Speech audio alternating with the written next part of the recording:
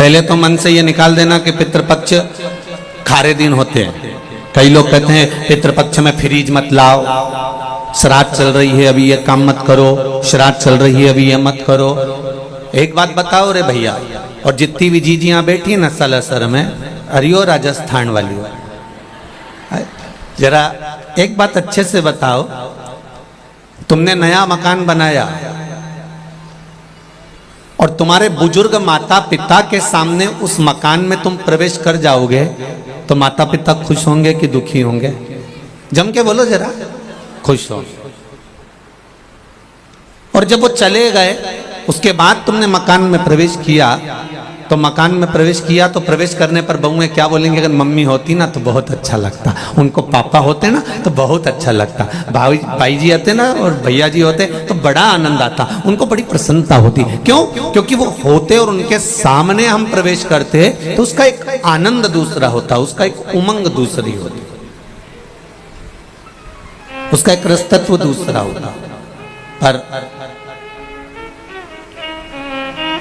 शिव महापुराण की कथा यही कह रही है, भगवान शंकर का संवाद यही कह रहा है कि 16 श्राद्ध में ऐसा नहीं है कि कोई पुण्य का कार्य नहीं करना चाहिए, या ये मत करो, या फ्रिज मत लाओ, या नया मकान मत लाओ, या प्रॉपर्टी का सौदा मत करो, या ये मत करो वो मत करो।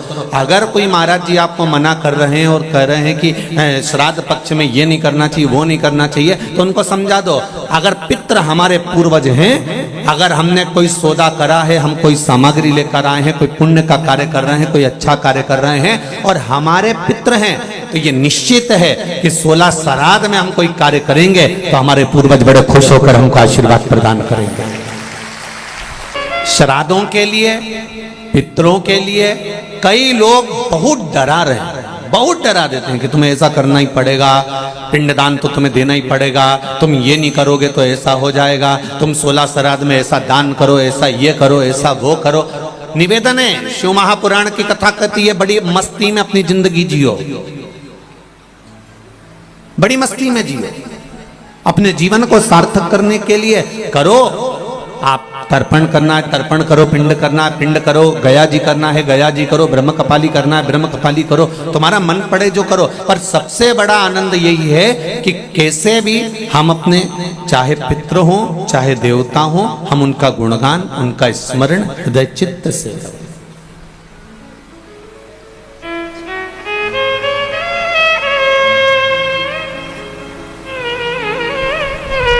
खूब करो। मृत्युलोक, और मृत्युलोक के ठीक ऊपर है पितृलोक, पितृलोक के ठीक ऊपर फिर आगे जाकर देवलोक, फिर देवलोक से और ऊपर जाकर स्वर्गलोक। ऐसे क्रम हमारे यहां बने हुए हैं कि मृत्युलोक से ठीक ऊपर की ओर पितृलोक है।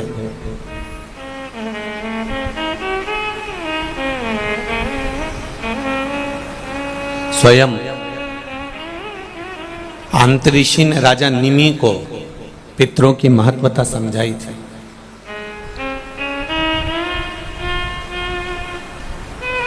और शिव महापुराण का श्री बालाजी, श्री हनुमान जी, श्री हनुमत शिव महापुराण की जो कथा 5 दिवसीय चल रही है, इसमें एक स्मरण करिएगा।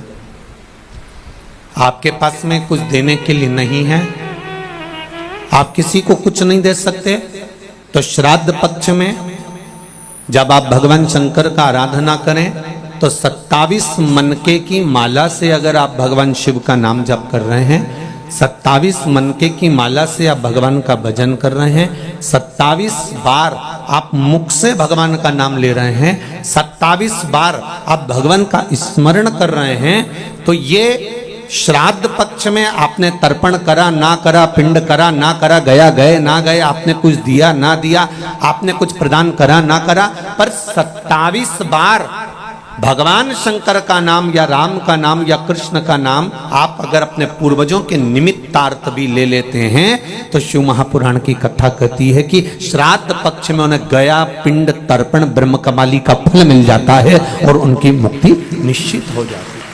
कितनी बार जपना है? केवल 27, केवल 27, उससे ज्यादा कुछ। और यदि 27 बार आप भगवान का नाम नहीं भी जप सकते और आपको लग रहा है कि पितृ दोष के 4 लक्षण आपके पास में, पितृदोष के 4 लक्षण बड़े होते हैं। पहला, घर में एक ना एक बीमार पड़ा रहता है, एक ठीक होगा एक बीमार होगा, एक ठीक होगा एक बीमार होगा, ये पितृदोष का लक्षण। दूसरा, 1 रुपए कमाया 1.25 रुपए खर्च हो रहा है, कहीं ना कहीं पैसा आके रखाता है और 2-3 दिन में पैसा चले जाता है, साथ में रखा हुआ भी धन जा रहा है, पितृदोष का लक्षण है। तीसरा, घर में जितने सदस्य हैं आपस में किसी ना किसी बात के पीछे उनमें क्लेश बना रहता है, मन मुटाव बना रहता है, थोड़ी थोड़ी बात में कुछ ना कुछ क्लेश हो जाता है। पांचवा, घर के बच्चे चिड़चिड़ प्रवृत्ति के होते जा रहे हैं। तो ये 4 लक्षण पितृदोष के बताए हैं। इन पितृदोष का निवारण आप गया जी चले जाएं, ब्रह्म कपाली करा लें या तर्पण दे दें या पिंड दे दें, उससे अधिक फल शिव महापुराण की कथा कहती है। आप शंकर भगवान के मंदिर में जब 1 लोटा जल लेकर जाते हैं, शिव जी को 1 लोटा जल जब समर्पित करते हैं, तो उस जल को धीरे धीरे 27 बार आप पंचाक्षर मंत्र, षडाक्षर मंत्र या श्री शिवाय नमस्तुभ्यम बोलकर अपने पूर्वजों का स्मरण कर कर जो 16 दिन उस एक ही कलश, बार बार 27 बार कलश नहीं भरना है, जो लोटा भरकर लेकर गए हो, कलश भरकर लेकर गए हो, उसी को 27 बार आपको केवल शिव जी पर गिराना है। जो 27 बार जल एक ही कलश का समर्पित कर देता है, उसके पूर्वजों को तुरंत मुक्ति फल प्राप्त हो जाता है, उसको फिर तर्पण आदि की जरूरत नहीं पड़ती।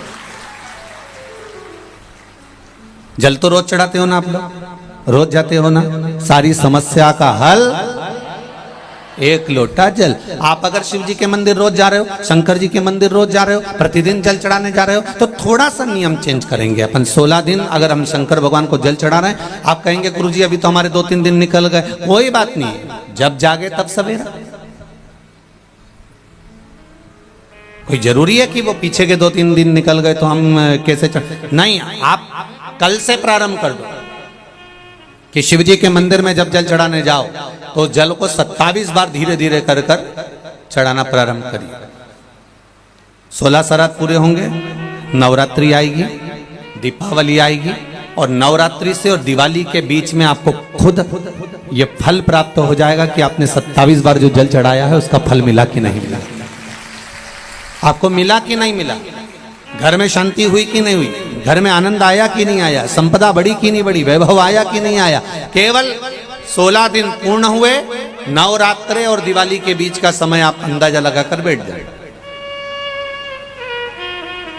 भोला सब दुख काटो मारा, ओ भोला सब दुख काटो मारा, शिव शंकर जपूं तेरी माला, भोले बाबा जपूं तेरी माला, भोला सब दुख काटो मारा, ओ भोला सब दुख काटो मारा। भगवान की शरणागति का सुख क्या होता है,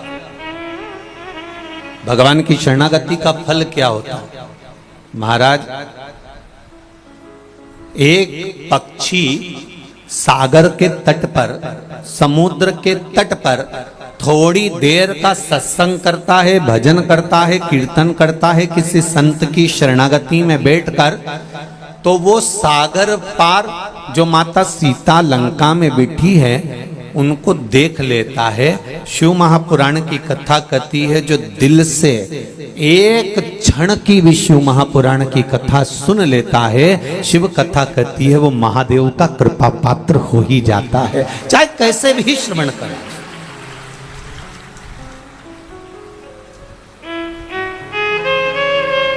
आप दिल से बस उसको स्मरण करो। 27 बार नाम ले लो या 27 बार जल समर्पित कर लो या 27 मनके की माला से स्मरण कर लो।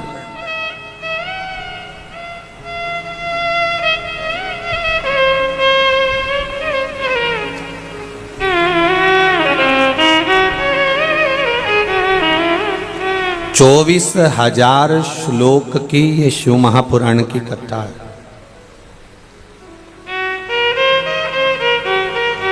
जिसने दिल से सुनी है।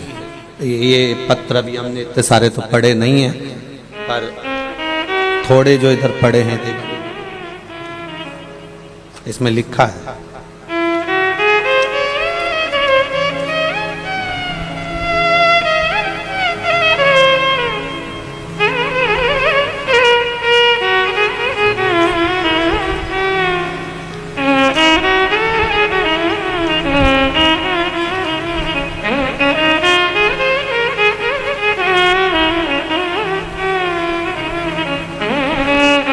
गुरुजी मेरा नाम सुदेश कंवर है।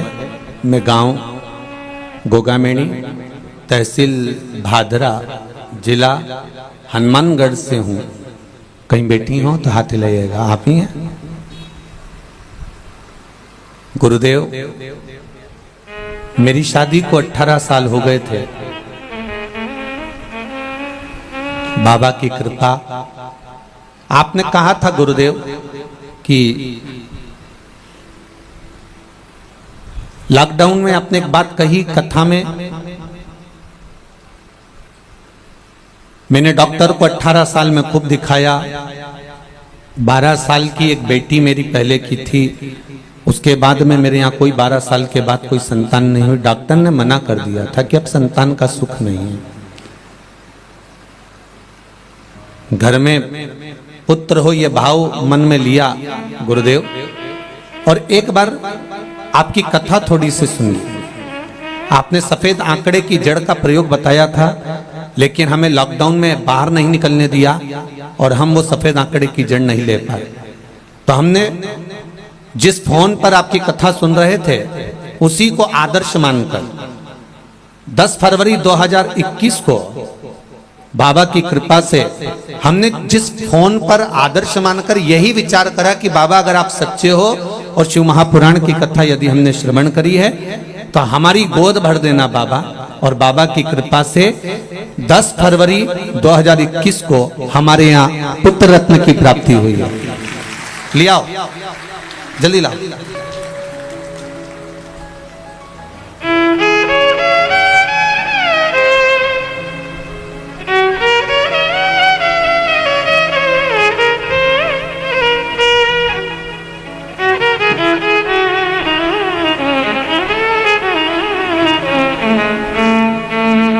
बारह साल के बाद बाबा ने मेरे जीवन में खुशियां दी है गुरुदेव। मैं धोख लगाने के लिए प्रणाम करने आई हूं कि बाबा ने मेरी झोली भर दी है।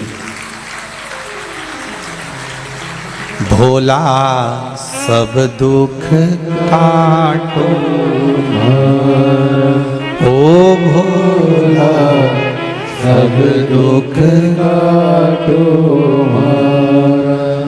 शिव शंकर जपू तेरी माला, भोले बाबा जपू तेरी माला। जल्दी आओ, जल्दी आओ।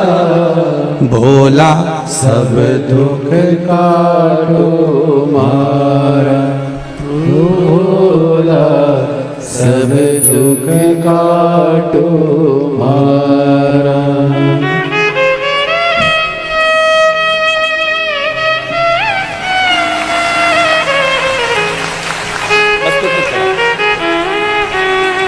जोरदार ताली बजाइए शिव शंकर के प्रसाद के लिए। और उन्होंने इस बेटे का नाम क्या रखा? शिवम रखा है। जोरदार ताली बजाएं इस बालक के लिए। बहुत बहुत साधुवाद। मेरा बाबा जब भी देता है बड़े आनंद में देता है।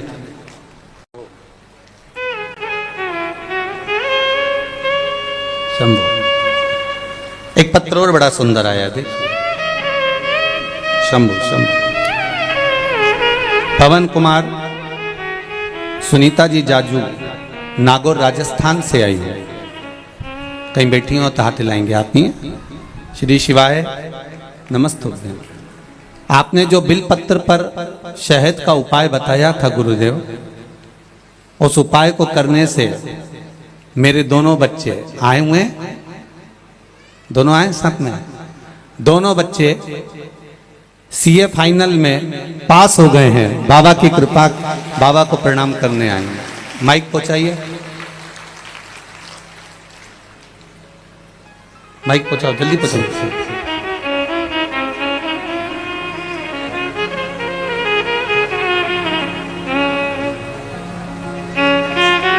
हाँ बढ़ाते जाओ, एक दूसरे को देते जाओ। ले ली बाबू, लेकर मत जाओ, एक दूसरे को देते जाओ। हाँ देव, जल्दी बढ़ाओ। हाँ बढ़ाते जाओ। हाँ दीदी बढ़ाइए। शंभू बढ़ाते जाओ, बढ़ाते जाओ। पीछे वो सीए वाले बच्चों को पहुंचाओ।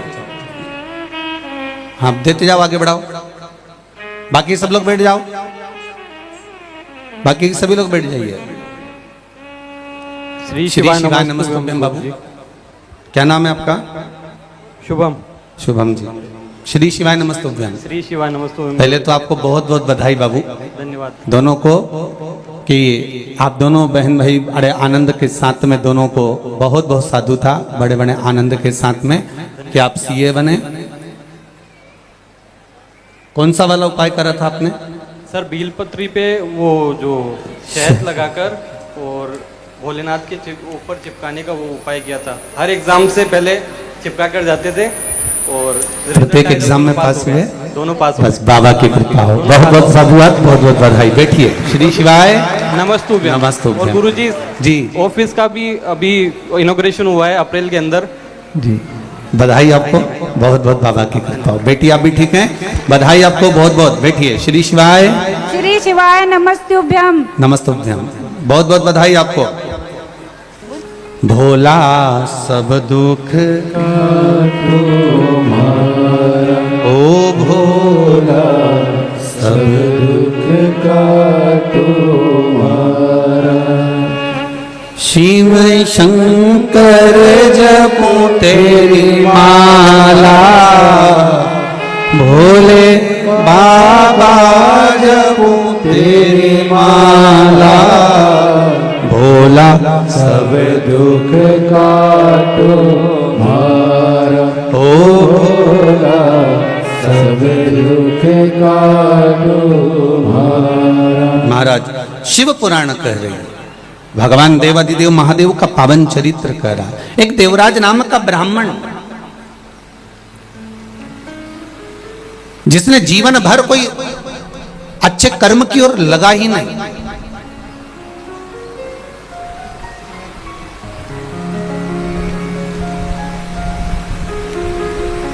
बड़ा सुंदर बात है संत श्री रविदास जी की। संत श्री रविदास जी की बड़ी सुंदर एक बात है।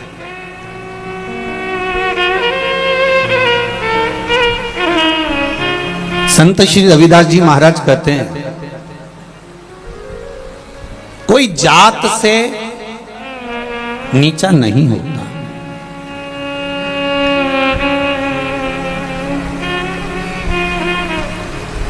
संत श्री रविदास जी कहते हैं कि कोई जात से नीच नहीं होता, कोई जात से नीचा नहीं होता। एक चर्मकार, चमड़े का जूता बनाने वाले संत श्री रविदास जी कहते हैं कि कोई जात से, बिरादरी से, वर्ण से नीचा नहीं होता। संत श्री रविदास जी कहते हैं कि कोई ऊंची जगह पर ऊंचे बैठने वाले भी जब नीच कर्म कर जाते हैं तो वो भी नीच कहलाने लगते हैं, वो भी नीचा कहलाने लगते हैं। कोई जरूरी नहीं है कि वो ये नीचा वर्ण में पैदा हो गया या अन्य वर्ण में पैदा हो जाए तो वो नीचा होगा। नहीं नहीं नहीं, आप किस कर्म को, शिव महापुराण की कथा करिए। देवराज नाम का ब्राह्मण, जो ब्राह्मण के घर में जन्म लिया, ब्राह्मण कुल में जन्म लिया, ब्राह्मण के अंतर्गत जन्म लिया, जिसके माता पिता ने श्रेष्ठ संस्कार देने का प्रयास किया, पर मित्रों की थोड़ी सी संगति उसको जीवन में बर्बाद की ओर ले गई।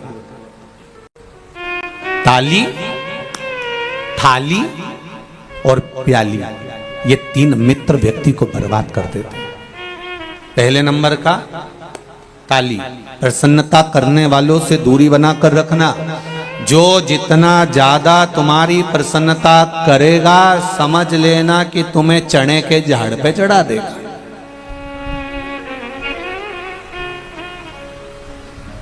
सुन लो री राजस्थान वाली जी जी, अच्छे से सुन। कोई प्रसन्नता करे और अपन वहां से बढ़ लो, तुरंत बोल दो हर हर महादेव श्री शिवाय नमस्तुभ्यम। भैया हम तो जा रहे हैं, अब हमारे बस की बात नहीं, क्योंकि तुम ज्यादा प्रसन्नता करो तो सुनना नहीं अपने को, अपन को चल देना को। हो सके अहंकार आ जाए तो, अभिमान प्रकट हो जाए तो, जरा से में काम बिगड़ जाए तो नहीं नहीं नहीं सुनना, बिल्कुल अपन तो चल दो, बस हो गया। हो राम जी हो, चलो।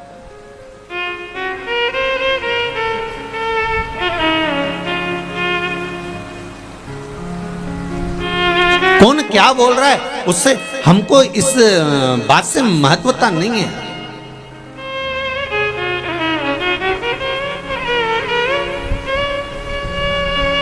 कल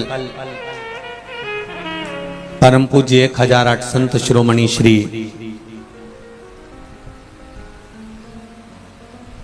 द्वारका शारदा पीठ के जगत गुरु शंकराचार्य परम श्रद्धे श्री स्वरूपानंद सरस्वती जी महाराज का शरीर छूटा, देवलोक गमन हुआ। ये व्यासपीठ परम पूज्य गुरुदेव जगत गुरु शंकराचार्य जी के पावन चरणारविंद को श्रद्धांजलि समर्पित करती है।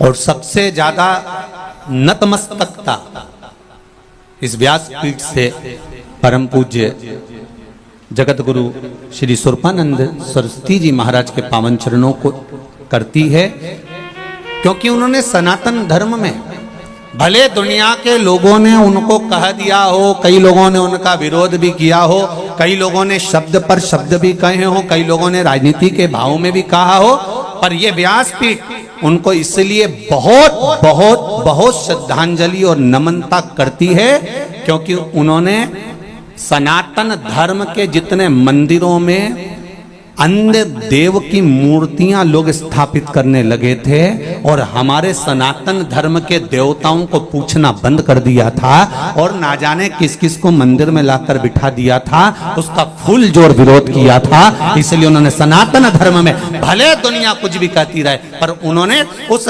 मूर्त को हटाकर अपने सनातन धर्म को पुनः जीवित किया। इसलिए यह व्यासपीठ नतमस्तक है। ऐसे जगत गुरु शंकराचार्य जी के पावन चरणों में उनकी श्रद्धांजलि को मैं नमन करता हूं, उनके भाव को नमन। प्राण चले गए, देवलोक गमन हो गए, पर वो अपनी बात पर अड़िग रहे कि ये मूर्ति मंदिर के अंदर नहीं चाहिए तो नहीं चाहिए। 33 कोटि देवता छोड़कर तुम ये देवता उनको पकड़ के क्यों ला रहे हो? कौन ने कहा तुम? नतमस्तक है ये व्यासपीठ परम पूज्य जगत गुरु शंकराचार्य श्री राम स्वरूपानंद सरस्वती जी के पावन चरण। अपनी बात पर अड़ी रहे, डटे रहे। महाराज यहां चरित्र करा है। देवराज नाम का ब्राह्मण कुल में जन्म लेकर अगर आप ब्राह्मण कर्म से वंचित हो और आप विचार करते हो कि हम ब्राह्मण और ब्राह्मण कर्म से वंचित हो गए, तो यह श्रेष्ठता नहीं है हमारा।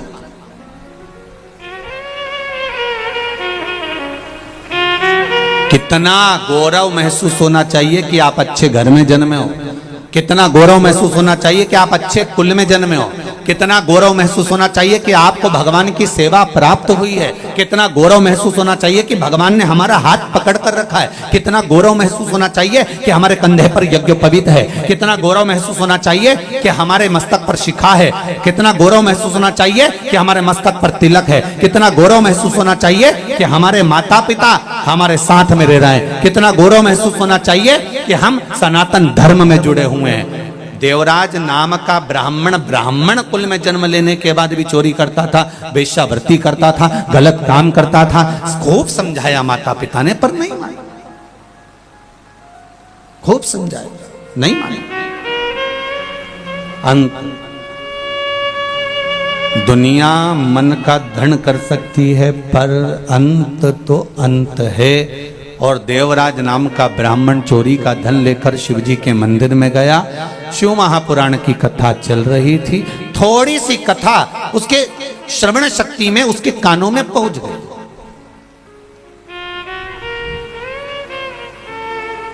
थोड़ी सी कथा,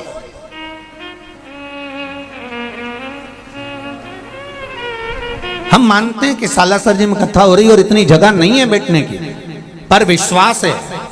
आप अपनी गाड़ी पर, ये लोग दीवालों पे चढ़ चढ़ कर कथा सुन रहे हैं, कोई कहीं चढ़ा है, कोई कहीं बाउंड्री पर चढ़ा है, कोई कहीं बैठा है, तो भले आप कहीं पर भी बैठे हो, पर ये शिव महापुराण की कथा का एक शब्द भी आपके कानों तक पहुंचा है, आपकी झोली तक पहुंचा है, तो ये निश्चित है कि वो अमृत अगर कहीं प्राप्त हुआ है तो उसका फल मिलेगा जरूर, उसका फल जरूर मिलेगा।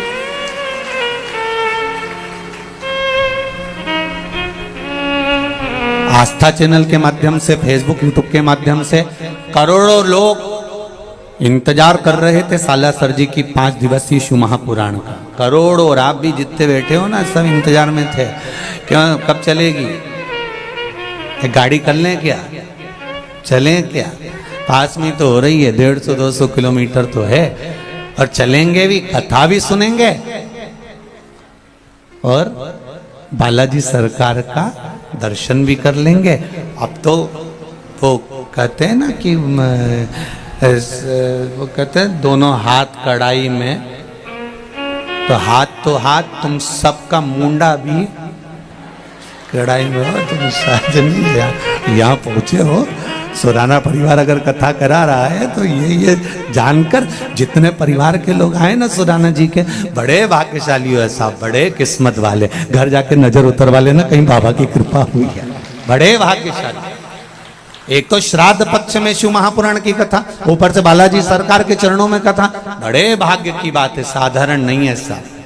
और जितने लोग कथा सुन रहे हैं टीवी पर या मोबाइल पर, दिल से कहूंगा, आज कथा केवल शिव पुराण आपके घर पर नहीं पहुंच रही है, ये निश्चित है, केवल शिव पुराण आपके घर नहीं आ रही है, आज मेरा बालाजी सरकार भी आपके घर में प्रवेश कर रहा है, ये निश्चित है, ये निश्चित। पवन तनय संकट मंगल मूर्ति रूप, राम लखन सीता सहित हृदय बसौ सुर रूप। ये शिव कृपा है, ये उसकी कृपा बिना नहीं मिला है उससे। देवराज के कानों में थोड़ी सी शिव महापुराण की कथा चली गई और कथा श्रवण कर कर देवराज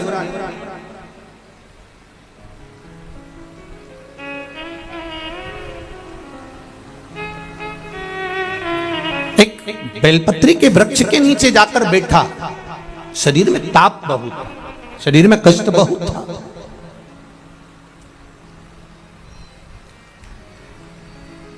प्राण जाने का समय आया, भगवान शंकर के गण वहां खड़े हुए थे।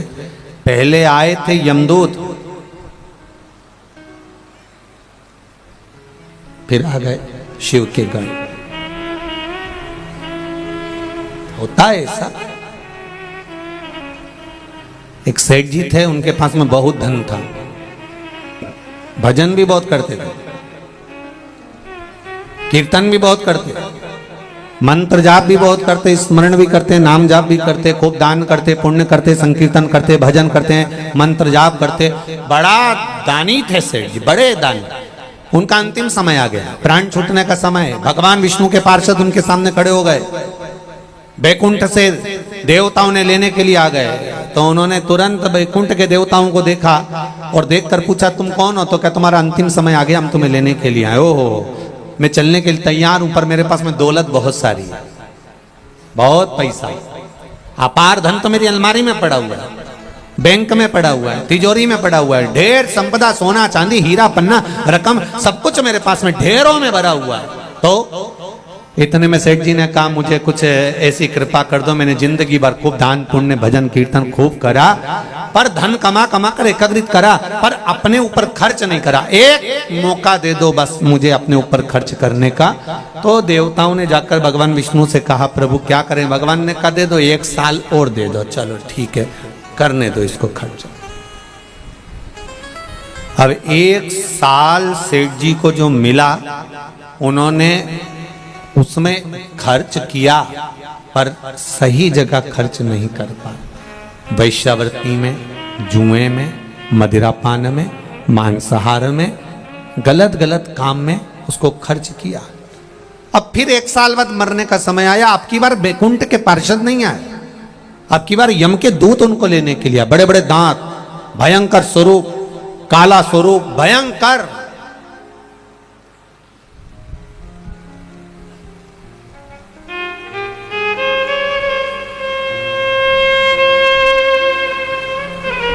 अब स्वरूप काला है, भयंकर स्वरूप है, बड़े भयंकर दिख रहे, बड़े भयंकर। अब देखिए कहां देवता आए थे और कहां ये आ गए। बदलने वाला भी बदल देता है। एक पत्र आया है किसी का, बड़ा सुंदर पत्र,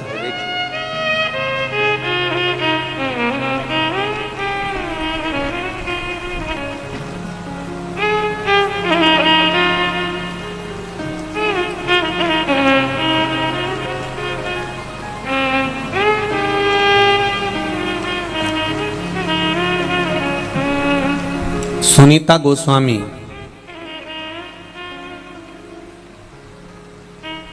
मैं रहने वाली ठीकरी, जिला बड़वानी से हूं। कहीं बैठी हैं? आप ही हैं? दोनों हाथ हिला तो एक बार। हर हर महादेव, श्री शिवाय, नमस्ते। गुरुजी, मेरी बहू को गुप्त नवरात्रि में लड़की का जन्म हुआ। लड़की का रूप इतना काला कि उसे देख के मैं अस्पताल में रो पड़ी। गुरुदेव, बहू की आंख में भी जल भरा हुआ था कि इतना भयंकर रूप बेटी का था। इतनी रोई बहू भी और मैं भी कि ये बेटी इतनी काली, इतनी काली, इतनी काली कि जिसका रूप देखा नहीं जा। गुरुदेव, उसी समय पर शिव महापुराण की कथा का स्मरण आया और बाबा से विनती करी और उस बेटी के कान में श्री शिवाय नमस्तुभ्यम बोलना शुरू किया। गुरुदेव, इतनी काली थी बेटी कि मैं वर्णन क्या करूं। श्री शिवाय नमस्तुभ्यम मंत्र बोला और उसके ऊपर हाथ रखा।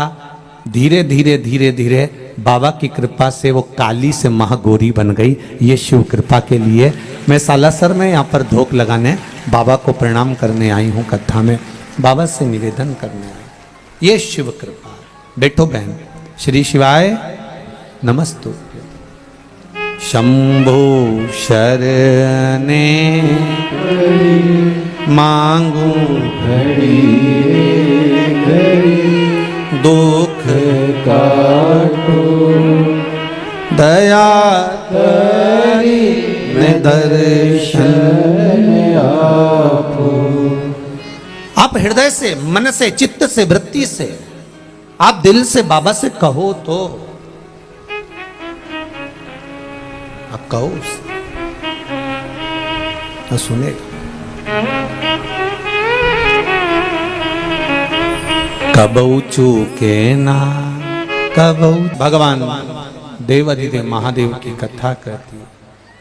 कबऊ चूके ना कोई तेरा काम रे, भजले गौरापति को। अब दिल से, हृदय से, मन से अगर भगवान को रिझा रहे हो तो ये निश्चित है कि वो सुनेगा जरूर। सुनेगा। सालासर धाम में कथा चल रही है। आप बाबा से, शंभू से, मेरे शंकर से दिल से कहें, श्री शिवाय नमस्तुभ्यम। अपनी जगह पर बैठकर भाव से, हृदय से, दिल से कहें, श्री शिवाय नमस्तुभ्यम। श्री शिवाय नमस्तुभ्यम। श्री शिवाय नमस्तुभ्यम। श्री शिवाय नमस्तुभ्यम। श्री शिवाय नमस्तुभ्यम। भोला सब दुख काटो हमारा, ओ भोला सब दुख काटो हमारा। शिव शंकर जपो तेरी माला, भोले बाबा जपो तेरी माला, भोला सब दुख काटो हमारा, ओ भोला सब दुख काटो हमारा। भगवान शिव से निवेदन भाव से, दिल से, हृदय से सुनेगा वो, ये निश्चित है। महाराज देवराज नामक का ब्राह्मण गलत कर्म करा पर उसकी माता का फल उस बेटे को मिला। मेरी माताओं, दीदियों, भाई, एक निवेदन करना चाहूंगा, आपके एक लोटा जल जो आप शिव जी को चढ़ा रहे हो, इसका फल कहीं ना कहीं तुम्हारे परिवार को प्राप्त जरूर होगा, ये निश्चित है, खाली नहीं जा सकता, वो मिलेगा जरूर, ये निश्चित है।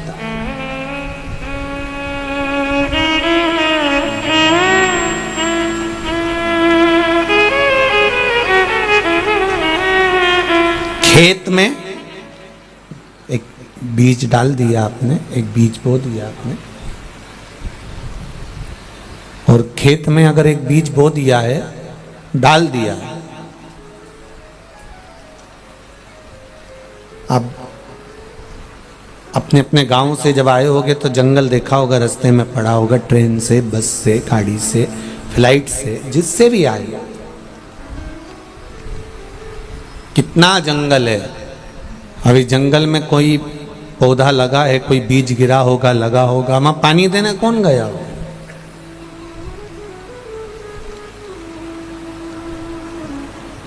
ना तो वहां कोई खाद देने गया, ना वहां कोई पानी देने गया, और ना वहां पर कोई उस पौधे को संभालने के लिए गया, तो भी वो पौधा लगा कि नहीं लगा। उसी तरह एक लोटा जल या एक बेलपत्र या एक बार हम भगवान की भक्ति करते हैं, भजन करते हैं, नाम जाप करते हैं, नाम स्मरण करते हैं, वो उसका पौधा बड़ा जरूर होता है और उसका फल हमारे पूरे परिवार को मिलता जरूर है, ये निश्चित है, वो मिलेगा जरूर।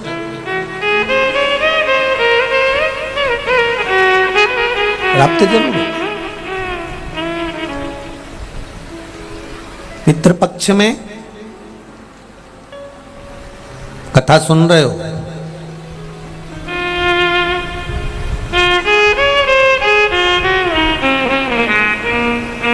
इसका फल आपको तो मिलेगा ही, साथ में आपके पूर्वजों को भी प्राप्त होगा, और वो जरूर प्राप्त होगा, मिलेगा जरूर, वो निश्चित है। देवराज की माताजी ने एक लोटा जल भगवान को समर्पित किया है, और देवराज की माता ने जब एक लोटा जल जो समर्पित करा था, आज बेटे के जब प्राण छूटे, शंकर भगवान के मंदिर में चोरी का सामान लेकर गया था, एक क्षण की कथा का स्मरण हुआ, बेलपत्री के वृक्ष के नीचे प्राण छूट रहे हैं। शास्त्र कहता है आज भी मुर्दे को लेकर जाते हैं राम नाम सत्य कहते कहते, तो बीच रास्ते में शमशान में ले जाने से पहले एक जगह ऐसी होती है जहां पर मुर्दे को उतारा जाता है, जहां पर मुर्दे का उतारा करा जाता है, मुर्दे को उतारा जाता है, अर्थी को रखा जाता है। कई लोग पूछते हैं यहाँ अर्थी को रखने से क्या लाभ मिलता है, यहाँ मुर्दे को क्यों रखा जाता है। अब उनको ज्ञात तो इस चीज का है नहीं, स्मरण कहाँ, हमारे पूर्वज ऐसा कहते थे यहाँ रखना चाहिए, थोड़ी देर विश्राम देना चाहिए, थोड़ी देर रखना चाहिए, पर रीति क्या, उसका नियम क्या, उसका नियम क्या है?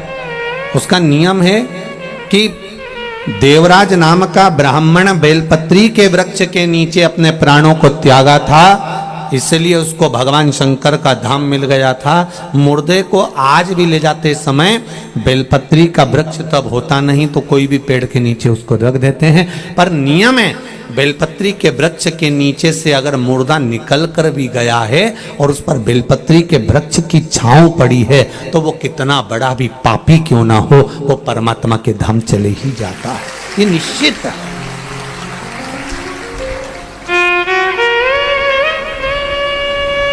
निश्चितता।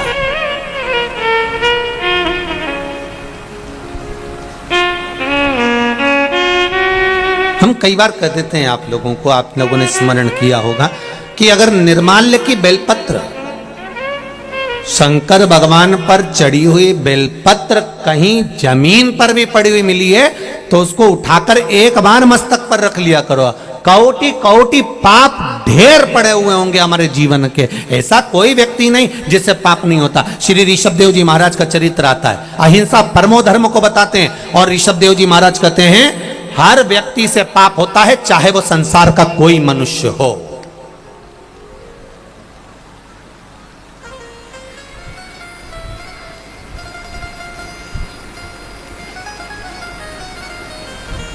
ऋषभदेव जी महाराज कहते हैं ऐसा संसार का कोई मानव नहीं जन्मा जिससे पाप नहीं हुआ।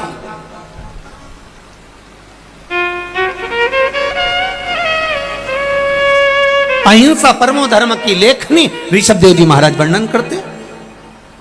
किसी ने पूछा ऋषभदेव जी महाराज जी से, हर व्यक्ति पापी है? हाँ। चाहे कोई हो?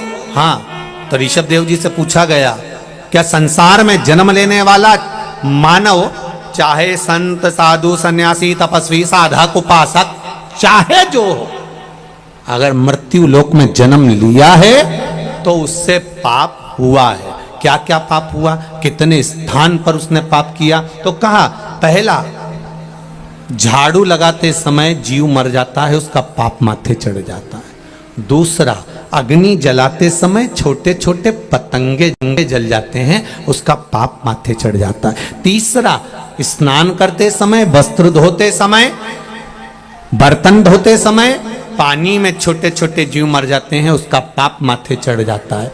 चौथा, हम चलकर कहीं पर भी जाते हैं, हमारे पांव के नीचे छोटे छोटे जीव मर जाते हैं, उसका पाप माथे चढ़ जाता है। तो ऋषभदेव जी महाराज जी से पूछा, जब प्रत्येक जीव से, प्रत्येक मनुष्य से, संसार में जन्म लेने वाले मानव से इन 4 स्थान पर अगर पाप होता है तो फिर मनुष्य क्या करे, इस पाप को समाप्त कहां कर सकता है? तो ऋषभदेव जी महाराज जी ने लिख दिया, सत्संग में जाकर बैठ जाइए, सत्संग में जाकर बैठ जाइए, भगवान की भक्ति में जाकर बैठ जाइए, पाप जलकर भस्म हो जाएगा। पाप की समाप्ति भगवत स्मरण है, पाप की समाप्ति सत्संग है, पाप की समाप्ति भगवान का स्मरण, भगवान का मंत्र जाप, नाम जाप, कीर्तन, मंत्र स्मरण। अब करो परमात्मा का भजन।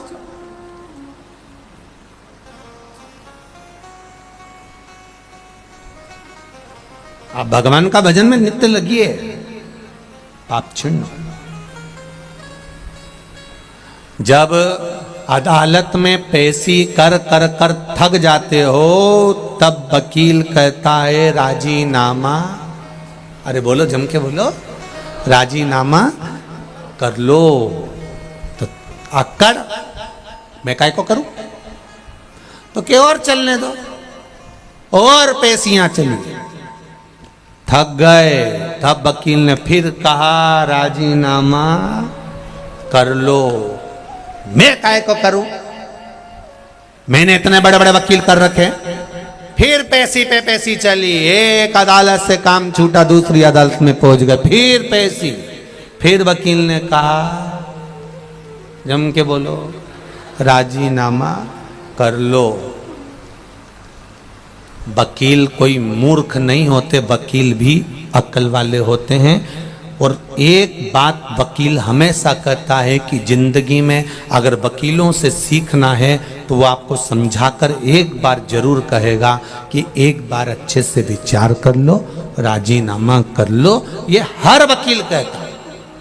हाँ, जिसको ज्यादा खाना हो तो भले नहीं कहेगा क्या करना राजीनामा करके, अभी तो चलने दो केस, चलने दो केस, चलने दो केस, चलने। पर जो चतुर वकील होगा, विद्वान होगा, ज्ञानवान होगा, जो चाहेगा आपका हित, तो वो कह देगा कुछ नहीं, राजीनामा करो और अपनी जिंदगी खुश होकर जियो। जब तक केस चलेगा तब तक तू डिप्रेशन में रहेगा। सही है कि गलत है? छोटा सा भी अगर अदालत में केस चलता है, प्रॉपर्टी का, संबंध का, रिश्तों का, धन का, दौलत का आदि गलत कार्य का अगर केस चल रहा है तो तुम रात को सही से सो नहीं सकते। आधी रात को एकदम याद आ गई तो उठ के बैठ जाओ।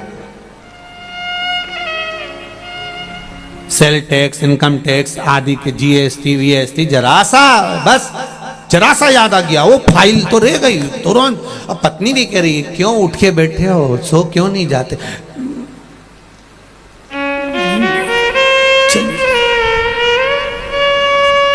देखिए छोटा सा रबड़, देखा है रबड़?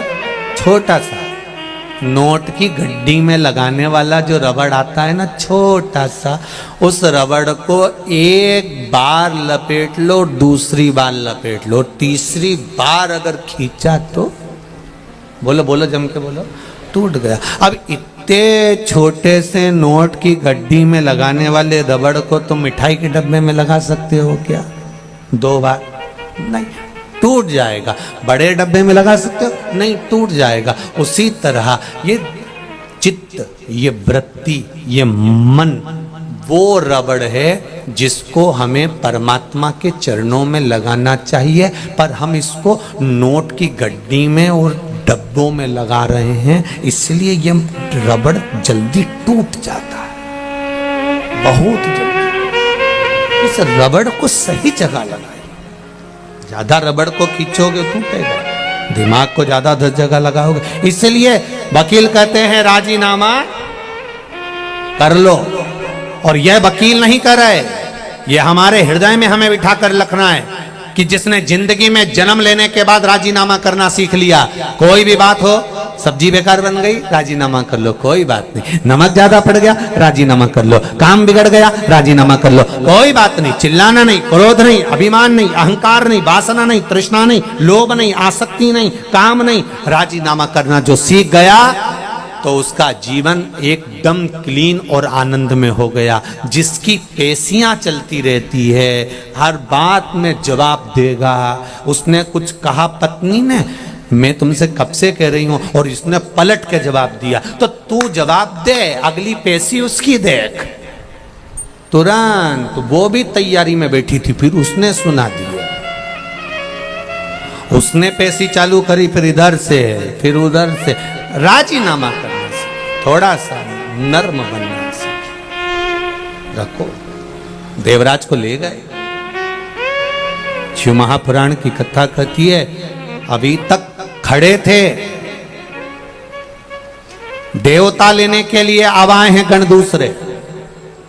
सेठ जी की कथा चल रही थी, सेठ जी दान पुण्य करे तब तक अच्छे लोग खड़े मिले थे, बेकार कर्म करा तो काले काले भयंकर भूत जैसे खड़े मिले।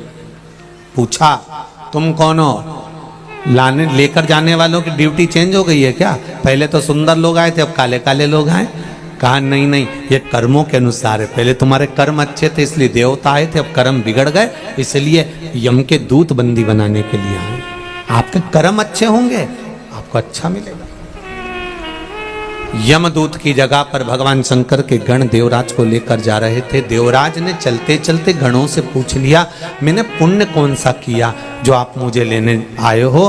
कहा तेरा एक पुण्य प्रबल है, तेरी माता ने 1 लोटा जल शिव जी को समर्पित करा, और तेरे प्राण जो छूटे हैं ना, तेरी बुद्धि जो गई है, तुझे बेलपत्र के वृक्ष के नीचे जो तेरी बुद्धि लेकर गई है, इससे तुझे फल की प्राप्ति।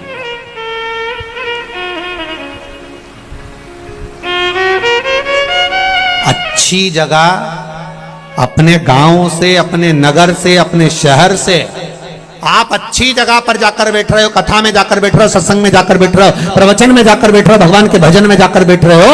अच्छी जगह से आप अगर भगवान कीर्तन में जाकर बैठ रहे हो, अच्छी जगह से आप अगर भगवान के भजन में जाकर बैठ रहे हो, तो भगवान को धन्यवाद देना कि जरूर हमारे पूर्वजों का कुछ पुण्य हुआ होगा, जिसके बल पर हमें यह पावन कथा श्रवण करने का सौभाग्य मिला। हम रतनलाल जी सुराना जी को तो धन्यवाद देंगे, पर इनसे ज्यादा इनके पूर्वज माता पिता स्वर्गीय जयचंद जी को, श्रीमती कमला देवी जी को, इनको साधुवाद देंगे कि उनका आशीर्वाद जो फला वो आज पुण्य के रूप में यीशु महापुराण के रूप में मिला। ये पूर्वजों की कृपा से, और वो भी श्राद्ध पक्ष।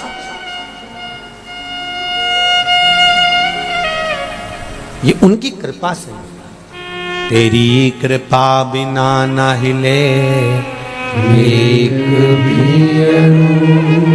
लेते श्वास, तेरी कृपा से तनो तनो बखान क्या करूं मैं राखों के ढेर का, चपटी भभूत में है खजाना कुबेर का। हे गंगधार मुक्ति द्वार ओंकार तू, भोरे ओंकार तू। आयो शरण तिहारी शंभु तार तार तो। हमारे कर्म के अनुसार हमें फल की प्राप्ति। एक सेठ जी मरते हैं, उनकी शोक सभा होती है। बोलो रे भाई, बोलो तो, होती कि नहीं होती? होती है। एक गरीब मरता है, उसकी शोक सभा होती है। अरे बोलो तो रे भाई, नहीं होती। सेठ जी मरे तो शोक सभा हुई, गरीब मरा तो शोक सभा हुई नहीं। कारण क्या था? क्योंकि सेठ जी अपना शोक पूरा करते करते करते करते जिंदगी गवा दिए, और आज तक मरते तक भी इनका शोक पूरा नहीं हुआ, इसलिए इनकी शोक सभा हुई। पर गरीब का कोई शोक नहीं होता, इसलिए उसकी शोक सभा भी नहीं होती। वो मस्त अलमस्त।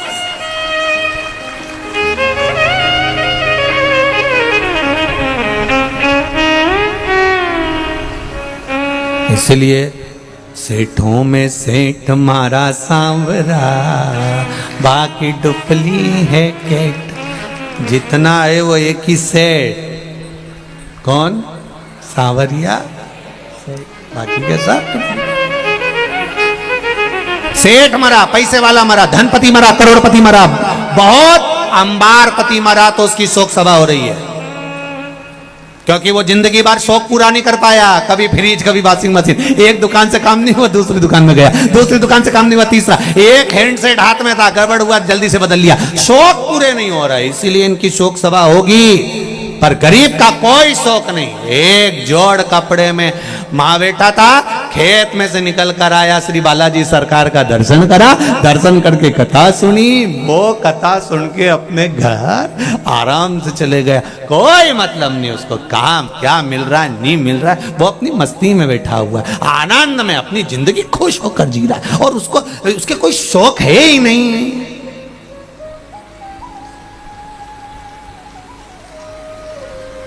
कोई शौक नहीं, इसलिए इनकी शोक सभा भी नहीं। तुम खुद देखो, किसी किसी दुकान पे जो नौकर काम करता और निपट गया तो उसकी शोक सभा होती क्या? और सेठ जी मारे तो शोक सभा। इनके शोक कभी पूरे नहीं हुए, इसलिए इनकी शोक सभा होना जरूरी है। कभी जिंदगी में पूरे नहीं हुए। इन्हें एक प्रॉपर्टी खरीदी, मन नहीं भराया, दूसरी से मन नहीं भराया, तीसरी से मन नहीं भराया, चौथी, और जोड़ जोड़ जोड़ जोड़ आखिरी में सब यहीं छोड़। इतना बड़ा फोटो और प्लास्टिक के फूल की माला और 2 अगरबत्ती और गुलाब की माला, थोड़े दिन तक 12-15 दिन, इससे ज़्यादा कुछ नहीं। वो मालवा के संत श्रीनागर जी महाराज नहीं कहते, तेरा तेरा दिन याद करे, क्यों रे मन सुमिरन क्यों नहीं करे। केवल 13 दिन तक ताजे फूल की माला, 2 अगरबत्ती, 1 दिया और पूरा पूरा घर का लोग आएगा, आंख से आंसू बहाएगा और 13वें दिन नुक्ती और बूंदी का रायता और मंगोड़ा, गुलाब जामुन, दही बड़ा और इमरती सब चकाचक खाएंगे। तू मर गया, उसके बाद भी लोग कहेंगे थोड़ी तरी वाली सब्जी दो, थोड़ी तरी वाली दो, थोड़ा रायता खट्टा हो गया, इसमें शक्कर मिला ही दो रे बाबा, थोड़ा सा खट्टा हो गया। अब बताओ, वो मरी गया, चले गया, 16 श्राद्ध में फोटो को नीचे रखेंगे और फोटो को नीचे रखकर और कंडा जला के घी और शक्कर गुड़ छोड़ेंगे। और बेचारे को दमे की बीमारी थी, बेचारा दमा में मर गया और ने कंडे की ओर धुनी दे दी, लाए और पड़ेगा, दर आ रही और घी और पूड़ी और खीर पूड़ी में मिला के तुम्हारे फोटो में चिपका देंगे और तुम ऐसी स्माइल देती रहोगी, वो पूरी चिपकी रहेगी, खत्म जिंदगी समाप्त। इसलिए मान मेरा कहना नहीं तो पछताएगा और माटी का खिलौना माटी में मिल जाएगा, हेट बूट सूट सब धरा रह जाएगा अलमारी में। इसलिए सुराना जी ने कथा रखी है, अपनी अलमारी के अच्छे अच्छे कपड़े निकाल के लिया और बालाजी सरकार में आकर पहनो। बाबा भी ठाट में और तुम भी ठाट में, अलमस्त होकर रहो। कई बहुएं बड़ी रोती रहती दिन भर, आंख में आंसू डाल। सास हमेशा कहती थी अच्छा पहनो, खूब रखा है पहनो, क्या करोगे। एक पति पत्नी घूमने के लिए विदेश का है, पत्नी को वहां पर एक सेट पसंद आ गया, हाफ सेट बड़ा सुंदर। पत्नी ने कहा ले लो 7 लाख का है, ले ले। पत्नी ने ले लिया। एलईडी चालू करो, एलईडी ले लो। अब 7 लाख कहाँ ले। और पत्नी ने वो सेट ले लिया और लेने के बाद पति ने कहा पहन ले, अभी थोड़ी ना पहनूंगी, अच्छा जरा मौका आन दो फिर पहनूंगी। और मौके का इंतजार करती रही, फिर कब पहनेगी, अब जन्मदिन आ गया, आज तो पहन ले, नहीं अभी नहीं, मेरे देवर के लड़के की शादी होगी तब पहनूंगी। और पहनते पहनते ही मालूम एक दिन छाती में दर्द हुआ, अर्थी पे बांध दिया। पति रोता रोता अंदर गया, सेट निकाल के लाया, इसको पिनाने लगा।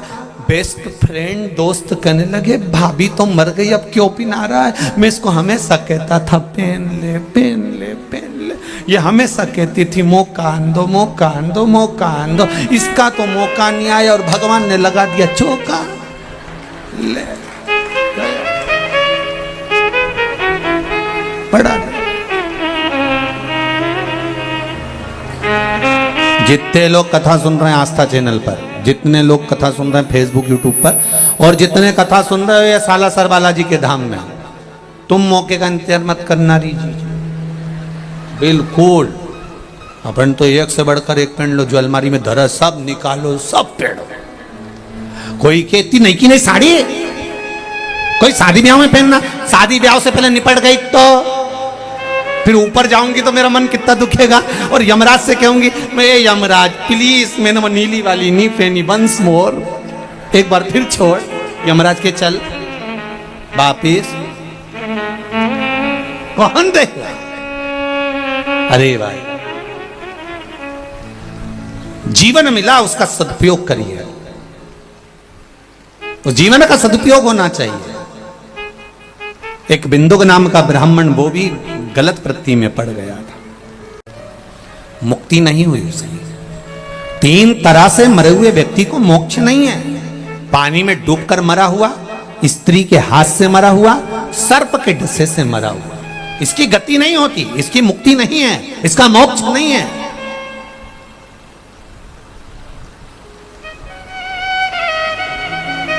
अगर किसी स्त्री के चक्कर में, किसी नारी के चक्कर में, किसी नारी के कहने पर, किसी स्त्री के कहने पर कोई मर गया, उसकी मुक्ति नहीं है। सर्प के डसे से मर गया, उसकी मुक्ति नहीं है। पानी में डूब कर मर गया, उसकी मुक्ति नहीं है, मोक्ष नहीं है। कितनी बड़ी बात लिखी है शिव महापुराण में। अधोगति में मरा हुआ, गर्भ में कोई 4 महीने का, 6 महीने का, 8 महीने का, 9 महीने का, या गर्भ से निकलकर कुंवारी अवस्था में मर गया, कोई युवान अवस्था में एक्सीडेंट में या कोई गलत कार्य में मर गया, इनकी गति नहीं होती महाराज। पिंड भी नहीं मिलता, चाहे गया जी में जाकर दे दो, चाहे ब्रह्म कपाली में जाकर दे दो, इनको पिंड नहीं मिलता, इनको तर्पण नहीं मिलता, इनके तिलांजलि नहीं होती। अगर ब्राह्मण भोजन भी करे तो इनके खाते में नहीं जाता, जो कुंवारी अवस्था में मर गया।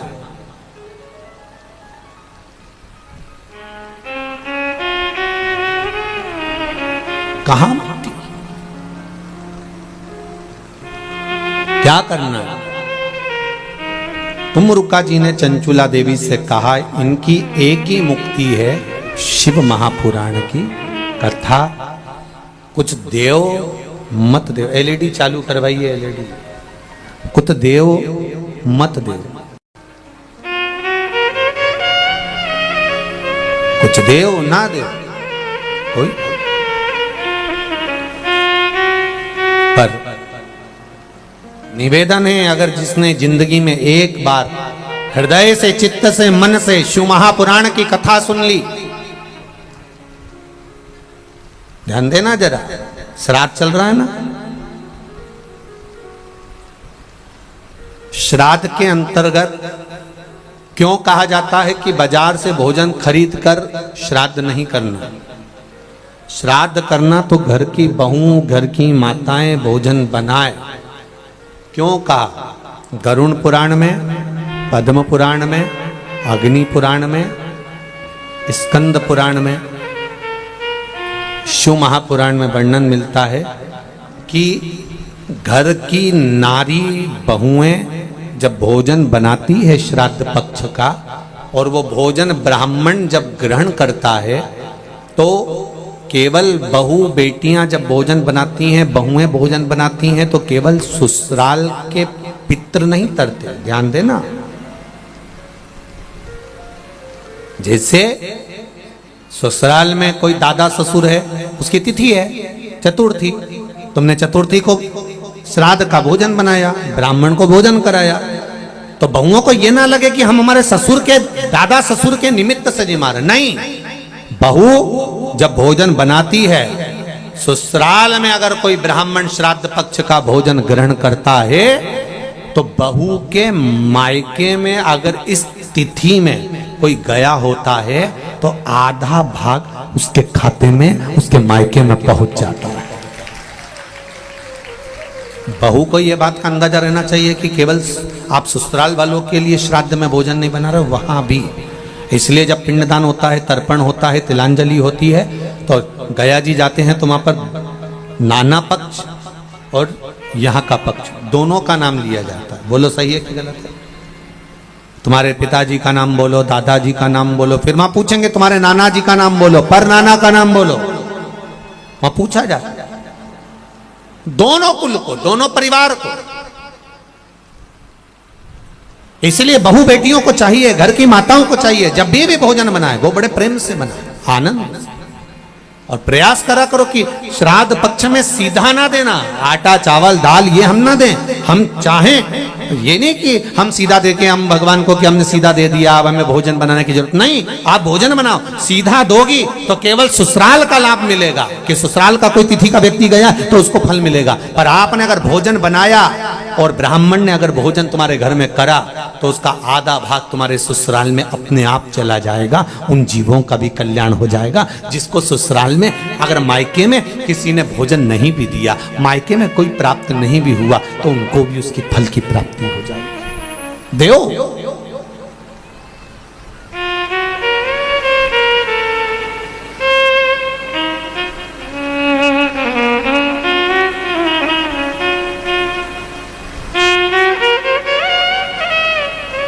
महाराज, श्री शिव महापुराण की कथा कह रहे हैं। बिंदु की मुक्ति कैसे हो? कहा चंचुला शिव महापुराण की कथा सुनी। उसने कथा सुनी, तो यहां पर भी संवाद आता है, जब श्री हनुमान जी महाराज की माता अंजना देवी कौन थी? पूर्व समय में एक अप्सरा पुंजिका स्थला जिसका नाम था।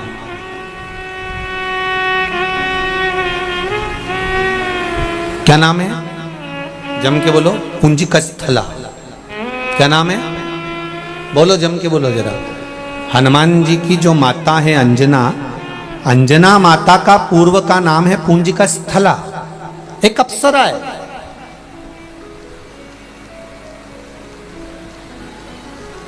बड़ी सुंदर है। इनकी सुंदरता का बखान नहीं कर सकता कोई। अति रमणीय, अति सुंदर, बहुत सुंदर। छोटी सी अवस्था थी, छोटी सी उम्र में इन्होंने एक गलती कर दी। उस पुंजिका स्थला ने एक गलती करी कि वो सुंदर तो थी पर चंचल बहुत थी। सुंदर भी है और चंचल। महाराज, पुंजिका स्थला ने एक गलती कर दी कि वो आज मृत्यु लोक में गई। भ्रमण करने के लिए जब पहुंची, भ्रमण करते करते उसने क्या देखा कि एक बंदर तपस्या में लीन है, साधना में लीन है, तप कर रहा है। तो पुंजिका स्थला को लगा, बताओ, अभी तक तो मैंने देखा था कि मुनि तप करते हैं, संत तप करते हैं, साधु तप करते हैं, ऋषिवर तप करते हैं, साधना करते हैं, पर यहां तो बंदर तप कर रहा। पुंजिका स्थला को ये बात थोड़ा अच्छी ना लगी, तो उन्होंने, एक छोटी सी अवस्था थी, पेड़ पर चढ़ गई और पेड़ पर चढ़कर वहां के जो फल लगे थे वो तोड़कर उस बंदर को मारने लगी।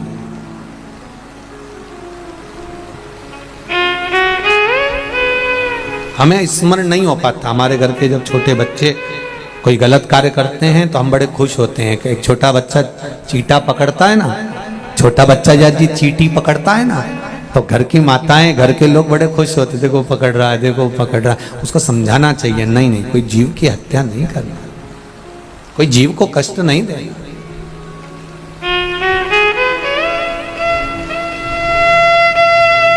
क्यों किसी को दुख? महाराज, शिव कथा कहती है ये मानव का शरीर बड़ी मुश्किल से मिला है, ये किसी को कष्ट देने के लिए नहीं, किसी के कष्ट के निवारण के लिए नहीं।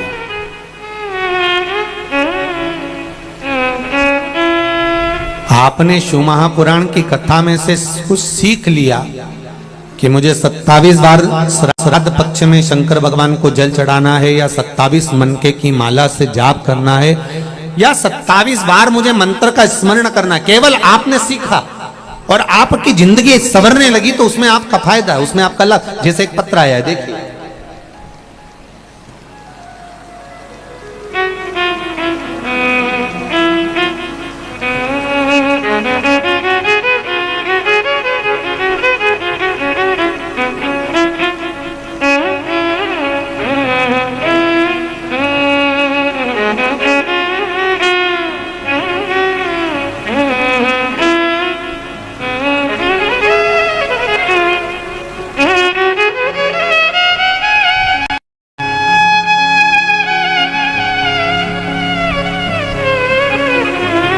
मैं संस्कार ज्ञानी फतेहाबाद हरियाणा से आया हूं। कहीं बैठे हो तो हाथ हिलाइएगा, कहीं पर विराजित हो। आप इधर हैं? हाँ, कहाँ है बाबू? हाथ हिलाइए, धीरे धीरे, आराम से, आराम से, आराम से। मैं संस्कार ज्ञानी फतेहाबाद हरियाणा से आया हूं। दिख नहीं रहे हो बाबू? थोड़ा सा आगे आएंगे आप? हमें दिख नहीं रहा है, कैमरे वाले को भले दिख गए होंगे। मेरी उम्र 12 वर्ष है गुरुजी। मैं 400 किलोमीटर दूर से आया, अपने दादा दादी व परदादा दादी के साथ बाबा की धोख लगाने आया हूं। मैं जन्म से ही विकलांग था, मेरे दोनों पांव से मैं चल नहीं सकता था। हरियाणा के लगभग सभी डॉक्टरों का इलाज करवा लिया था, पर मेरे पाँव से मैं चल नहीं पाता था, बेड पर पड़ा रहता था, उठ नहीं पाता था। गुरुदेव, आपकी कथा टीवी पर सुनी, एक बेलपत्र और एक लोटा जल का कमाल दिखाने आया हूं। मैं अपने पांव पर चलकर शिव पुराण को धोख लगाने वाला हूं।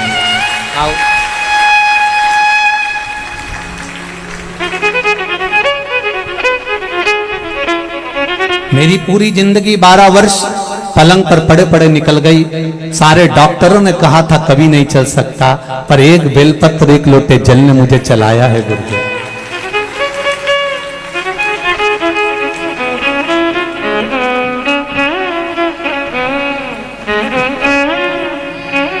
जोरदार ताली बजाएं। जो बेटा पलंग पर पड़ा रहता था, उठ नहीं पाता था, चल नहीं पाता था, आज वो चलकर सालासर बालाजी की इस कथा में शिव महापुराण में पहुंचा है। जोरदार ताली बजाकर स्वागत करें। सारी समस्या का हल एक लोटा जल। शिवाय नमस्तुभ्यं।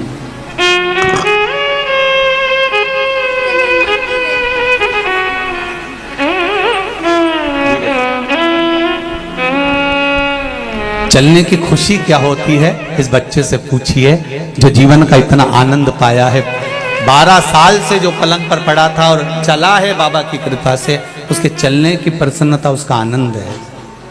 शंभु शरणे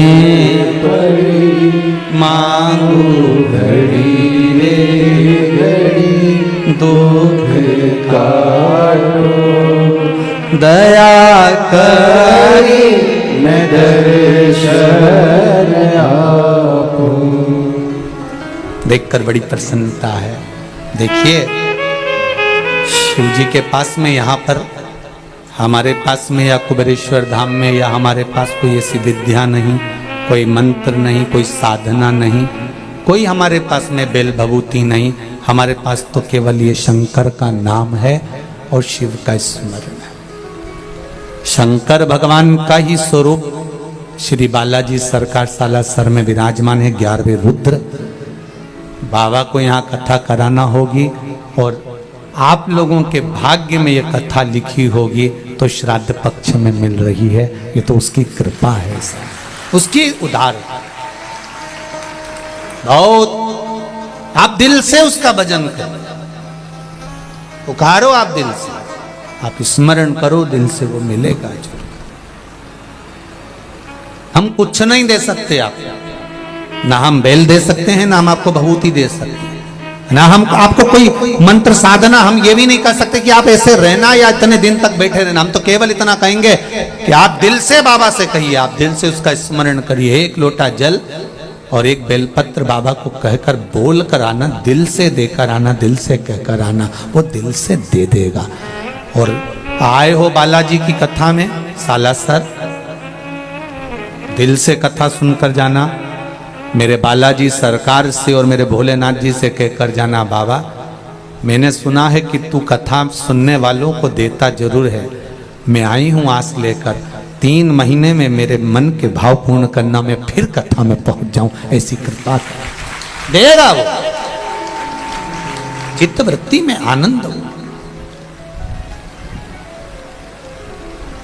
हम सालासर मंदिर के पुजारी श्री मिट्ठू जी से कहते थे हमेशा कि एक बार सालासर कथा करना है, पर व्यवस्था हम लोगों के आना नहीं हो पाता, समय नहीं मिल पाता। मिट्ठू जी हमेशा कहते थे कि आप आइए, कभी योग बनेगा। और आज स्वराणा परिवार के द्वारा जो कथा हो रही है, मुझे तो लगता है कि मेरे बालाजी सरकार ने सुना होगा और यहाँ करवाया। स्वराणा जी के यहाँ से उनकी धर्मपत्नी प्रेमलता जी, उनके पास जब सूचना मिली कि गुरुजी बोल रहे हैं कि कथा वहाँ एक गांव पर या दिल्ली कराने की अपेक्षा सालासर जी कराओ, तो मैं कहूँगा कि उनके दोनों बेटों और बहुओं के चेहरे की प्रसन्नता बता रही थी कि हमारी माँ ने कह दिया कि सालासर में हो रही है, तो और खुशी की बात है। तो ये एक आनंद का विषय हो जाता है, एक आनंद की लहर हो जाती है। हाँ, इतनी व्यवस्थाएं करना बहुत कठिन। पहले दिन ही तुम इतने सारे आ गए कि हमारा तो सोचे सुराणा जी आधा टेंशन है उसको। पर सुनो, जहां मौका मिल जाए रोड पर आसपास में जहां जगह मिल जाए वहां बैठकर 2 शब्द शिव महापुराण के उसके इस पावन छत्र छाया में सुन लो और उससे कह लो, कह उससे।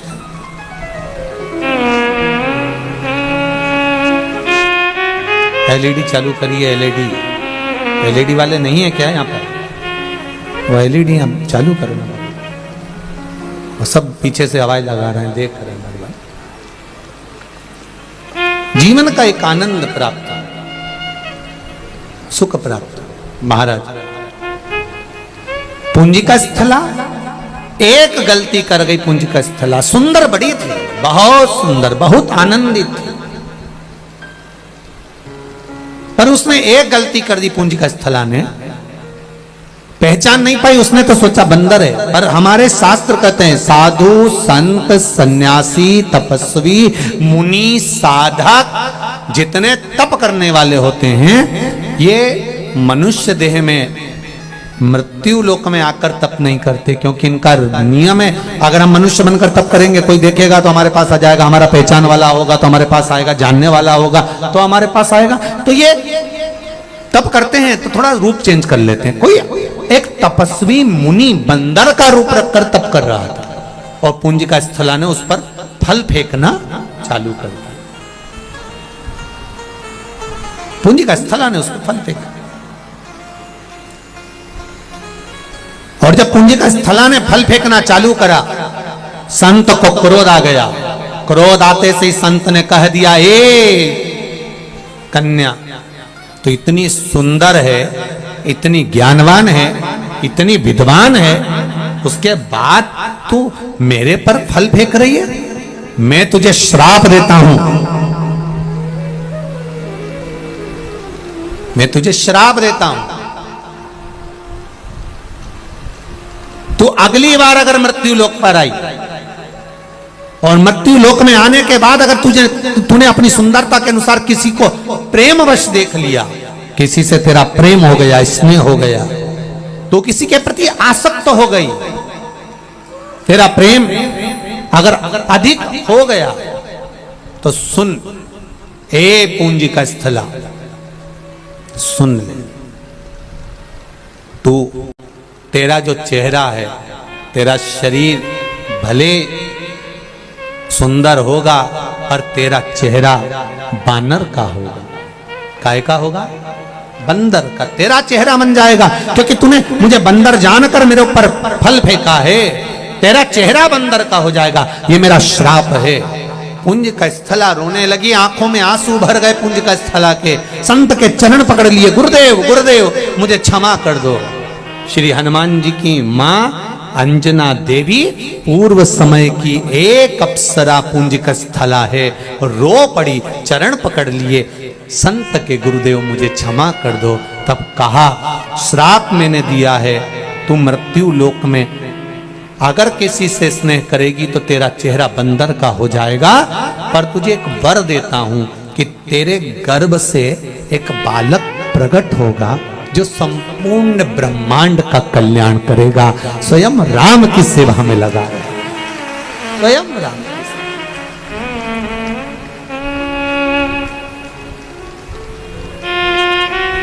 पूंजिका स्थला रोती रोती देवराज इंद्र की सभा में पहुंच गई। जब बड़ी हुई देवराज इंद्र की सभा में पहुंच गई, रो रही है। अप्सरा का काम क्या है? नृत्य करना। नृत्य करते करते पूंजिका स्थला की आंख में आंसू भरा हुआ।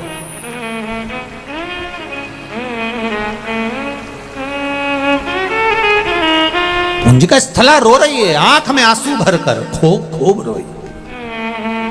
इंद्र ने देखा, इंद्र का ध्यान तो उसके चरणों पर था जो नाच रही थी अप्सरा, पर इंद्राणी का ध्यान उसकी आंख की आंसू पर था।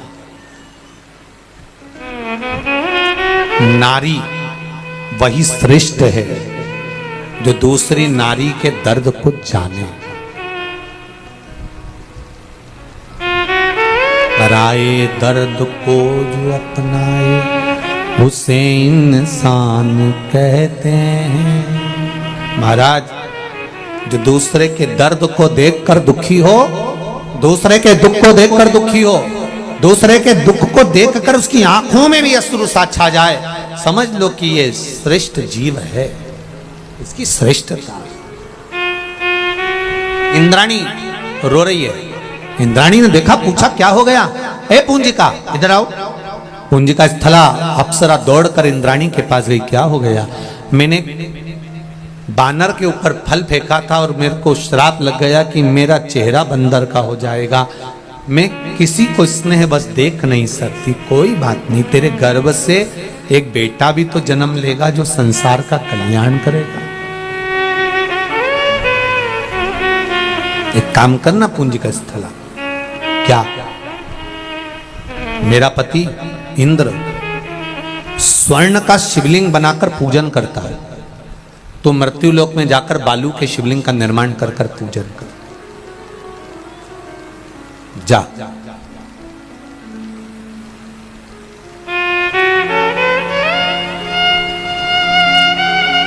ऐसा कोई 33 कोटि में कोई देवता ऐसा हो, कोई अप्सरा ऐसी हो, कोई देव ऐसा हो जिसने अपनी जिंदगी में शंकर भगवान की आराधना ना करी हो। महाराज, ब्रह्मा ब्रह्मलोक में रहते हैं, भगवान विष्णु बैकुंठ लोक में रहते हैं, पर मृत्यु लोक का अगर कोई देव है तो वो देव अधिदेव महादेव है। मेरा शंकर इस मृत्यु लोक में आपके दुख को काटने के लिए बैठा है। और आप लोगों की आदत इतनी विचित्र है, दूर के ढोल दुनिया के लोगों को शंकर भगवान से बड़ी बड़ी दिक्कत थी। हमारे यहाँ लिखा एक पत्र में, एक कोई ने लेटर भेजा था। इस पत्र में एक बहन ने लिखा है, कल वो जो जज साहब के साथ में आई थी, उनकी माता जी थी, कौन थे? हाँ, जज साहब की। तो उनकी माता जी ने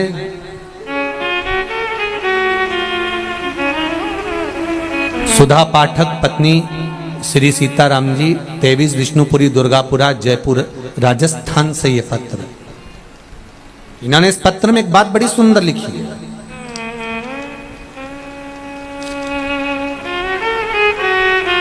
कि पहले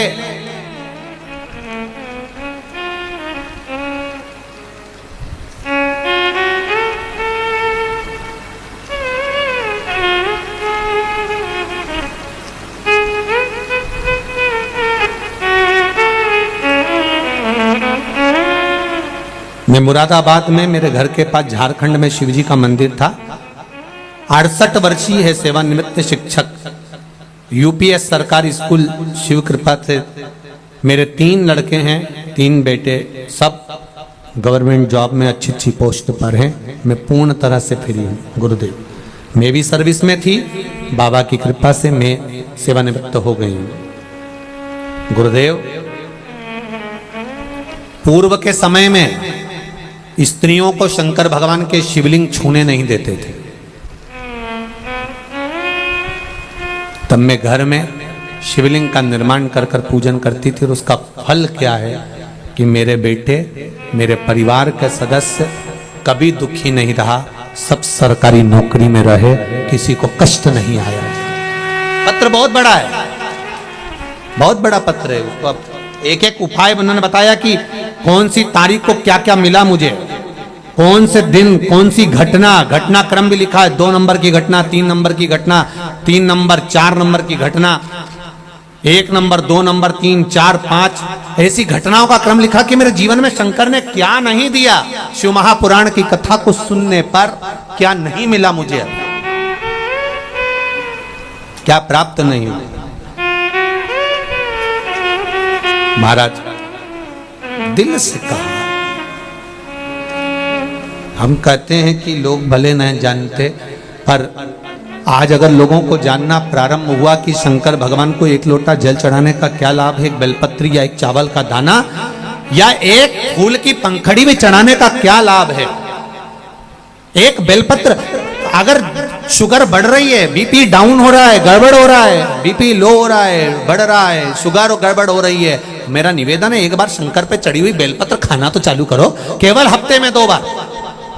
और अगर खाते नहीं बने, मुंह में किसी किसी के छाले पड़ जाते हैं, तोरा लगने लगता है, जीवान कटोरी लगती है, स्वाद नहीं आता, तो उस बेलपत्र को पीस कर गोली बनाकर पानी से निकल जाए, उसका लाभ तो देखो।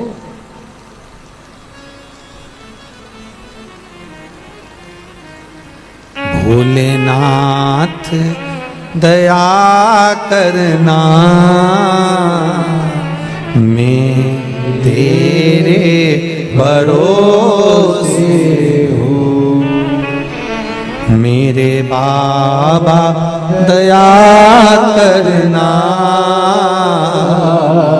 मैं तेरे भरोसे हूँ। आप उसके भरोसे रहकर कार्य तो करो। वो बेटा बेटी ने सीए का एग्जाम दिया, हर एग्जाम में शंकर भगवान को बेलपत्र लगाई, शहद लगाकर। दुनिया भले विरोध करे कि शहद लगाने से ऐसा होता है, शंकर जी को चढ़ाने से ऐसा होता है, दुनिया विरोध करती रहेगी। आप भगवान से प्रार्थना करते रहो। शिव महापुराण का एक उपाय भी आप कर रहे हो और दिल से कर रहे हो, तो जैसे मेरे ये बेटा बेटी सीए में पास होते हैं फाइनल में, और वो बेटा अगर चलकर आ सकता है तो मेरा विश्वास है कि शंकर आपकी भी मुराद पूर्ण कर सकता है। दिल से करिए, हृदय से।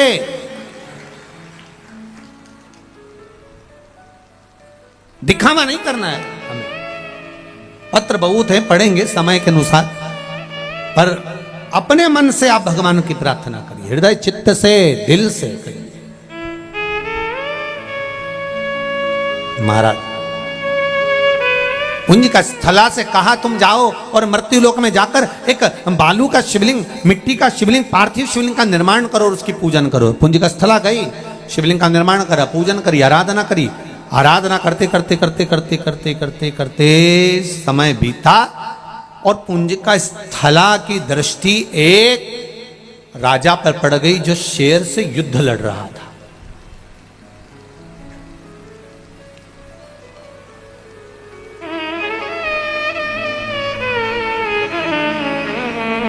शेर से युद्ध लड़ रहा है। 3 बार शेर ने आक्रमण करा और उस राजा ने उस शेर को मार गिराया। पुंज का स्थला की दृष्टि उस राजा पर पड़ी, बड़ा सुंदर था, बड़ा अच्छा लग रहा था, बस श्राप था, प्रेम से देखेगी और मुख बंदर का हो जाएगा। पुंज का स्थला का शरीर तो अच्छा रहा पर चेहरा बंदर का हो गया। रो पड़ी अपने चेहरे को देखकर, मैं बांदरी बन गई, मेरे बंदर बन गई। रो रही है, बिलख रही है, आंख से आंसू बह रहा है। थोड़ी देर बाद जिस राजा ने शेर को मारा था वो दौड़ता दौड़ता इसकी आवाज सुनकर, चीखने की आवाज सुनकर इसके पास में आया तो पुंजी का स्थला ने क्या देखा कि इस राजा का चेहरा तो बंदर की तरह। पूछा तुम कौन हो? मेरा नाम केसरी है, मैं यहां का सुमेरु का राजा हूं। ओ हो वाह,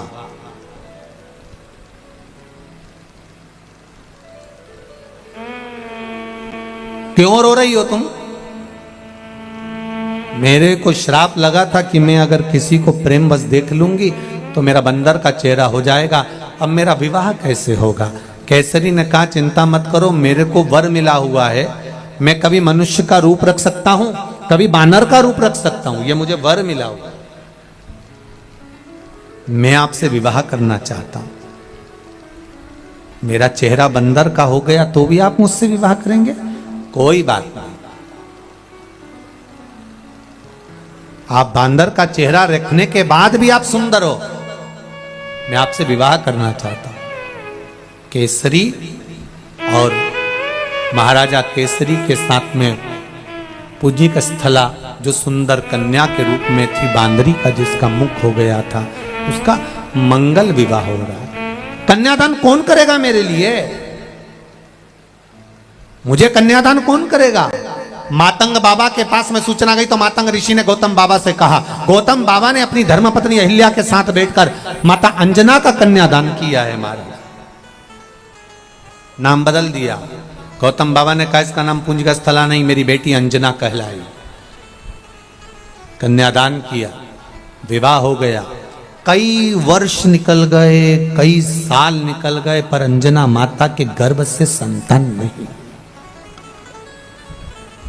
कोई औलाद, कोई संतान।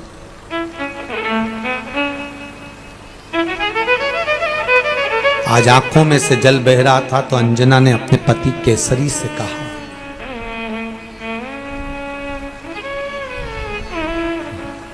माता अंजना ने अपने पति केसरी बाबा से कहा, स्वामी कई साल निकल गए, जैसे वो मां अपने बेटे को लेकर आई कि 12 वर्ष के बाद मुझे संतान हुई है, ये शिव कृपा। अंजना की आंख से आंसू बह रहे हैं, मेरे यहाँ इतने वर्ष शादी के हो गए पर मेरे यहाँ संतान नहीं, मेरे यहाँ औलाद नहीं, स्वामी आंख से जल बह रहा है। केसरी ने कहा, क्या कर सकते हैं, जो भाग्य में लिखा होगा वही तो होगा ना। अंजना कहती है, मेरा विवाह जिस गुरु मातंग बाबा ने कराया, मेरा कन्यादान जिस गौतम ऋषि ने कराया, मैं उनके पास जाना चाहती हूँ, आप मेरे को लेकर चलेंगे क्या? चलो। बहुत ध्यान दीजिए, दुख की घड़ी में समस्या विकट हो, कहीं मत जाओ, जिस गुरु ने आपको मार्ग बताया है उस गुरु के पास 2 क्षण चले जाओ, उससे कुछ बोलो मत बोलो, केवल गुरु की दृष्टि ही पड़ जाएगी तो उतने में कल्याण निश्चित हो जाएगा कि हो गया, केवल दृष्टि पड़ जाए बस हो गया। एक बार गुरु देख ले बस, एक बार गुरु की दृष्टि पड़ जाए बस हो गया। कोई तप करने वाला, कोई मुनि है, कोई साधक है, कोई संत है, कोई साधु है, कोई सन्यासी है, कोई तपस्वी है, कोई आराधना करने वाला अपनी जिंदगी की आराधना तप साधना में लगा है, कोई भगवान के भजन में लगा है, कीर्तन में लगा है। हम उसको छुएं ना छुएं, हम उसको प्रणाम करें ना करें, पर जो भगवान की अविरल भक्ति में डूबा है उसकी केवल दृष्टि हम पर पड़ जाए तो ना जाने कितने पाप हमारे कट जाएंगे। और उम्मीद है कि कोई नई राह हमारी जिंदगी में प्राप्त हो जाएगी, नई राह में।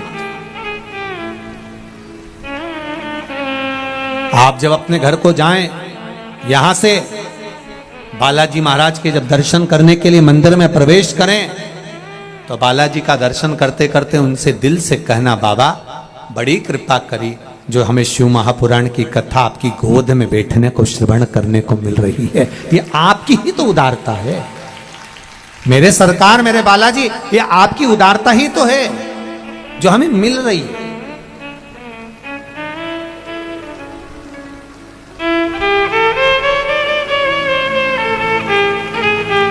कितने जीव सालासर बालाजी धाम में, कोई चिड़िया, कोई पक्षी, कोई पशु, कोई जीव, कोई जंतु अगर भ्रमण भी कर रहा है और कोई की गति नहीं भी सुधरी है तो मैं तो कहता हूं बालाजी सरकार ने ये शिव महापुराण की कथा अपने उन जीवों के कल्याण के लिए करवा दी कि इनकी मुक्ति होना जरूरी है, इनका कल्याण होना जरूरी है। भटक रहे हैं ना जाने कहां कहां, कोई चींटी के रूप में, कोई झिंगुर के रूप में, कोई पक्षी के रूप में, कोई पशु के रूप में, ना जाने किस किस रूप में, कोई चिड़िया के रूप में, कोई जानवर के रूप में, कोई जीव के रूप में, इनकी गति होना। और वो गति कोई दूसरा नहीं, भागवत अन्य पुराण शास्त्र सब 7 पीढ़ी को तारने के लिए है, पर शिव महापुराण तो 71 पीढ़ी को तारती है साहब, 71 पीढ़ी को पार लगा दे, सहजता नहीं। गई माता महीनों में चल, मातंग बाबा ने अंजना को देखा तो आज पति के साथ आई है। पूछ लिया बाबा ने, क्या बात है, क्या हुआ? अंजना जी कहती हैं, मैं अगर बोलूंगी तो अच्छी बात नहीं, बस झोली मेरी तंग है, तेरे यहाँ कमी नहीं, तेरी कृपा से हूँ यहाँ। बाबा मेरी झोली खाली है, आप कृपा कर दीजिए, आप कृपा कर दीजिए, बस आप कृपा करोगे तो जरूर कुछ मिलेगा, जरूर मिलेगा।